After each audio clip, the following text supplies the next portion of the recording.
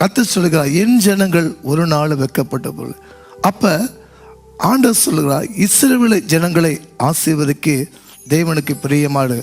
அப்ப ஏன் நம்ம வெட்கப்பட்டு நம்ம போகிறோம் என்றால், கர்த்தருடைய ஆலோசனை விட்டு உலக மனுஷருடைய ஆலோசனை கேட்டால் நம்ம வெட்கப்பட்டு போகிறோம். உலக நட்புகள் நம்மளுக்கு வேணும்.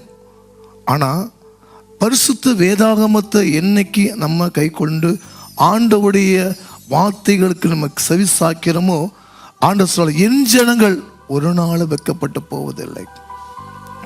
ஏனென்றால் இன்னைக்கு வெட்கப்பட்டு போகிற காரணம் மனுஷிகம், அவசரம், மனுஷனுடைய ஆலோசனை விழுந்து போகிறோம்.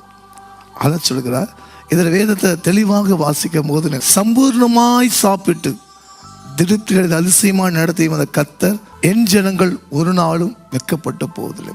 முதல்ல ஆண்டவர் உங்களை ஆகாரத்தை தேவன் சம்பூர்ணமாய் திருப்தி அடைந்து அதிசயமாய் நடத்தி வந்த கர்த்தரை நீங்கள் துதிப்பீர்கள். இன்னைக்கு ஏன் நம்ம தடுமாற்றமாக போகிறோம், ஏன் மனுஷிகமாக நாங்கள் போகிறோம்?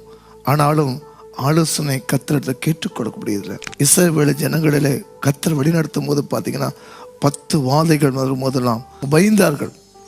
இன்றைக்கு சொல்கிறேன், நீங்கள் எந்த நிலைமையில் இருந்தாலும் சரி, மனுஷருக்கு உங்களுக்கு துயரப்படுறாங்களா, மனுஷ பரியாசம் பண்ணுகிறார்களா, கர்த்தர் சொல்லி, என் ஜனங்கள் ஒரு நாளும் வெட்கப்பட்டு போவதில்லை. தேவன் உங்களை கிருபையாய் கர்த்தர் உங்களை ஆசீர்வதிப்பார். நீங்களும் எந்த சூழ்நிலை இருந்தாலும் சரி, நீங்கள் ஆண்டவருடைய ஆலோசனை கேளுங்க. சின்ன சின்ன காரியத்தை ஜெபித்து கடந்து போங்க. நிச்சயமாகவே அவர் வழி நடத்துவார்.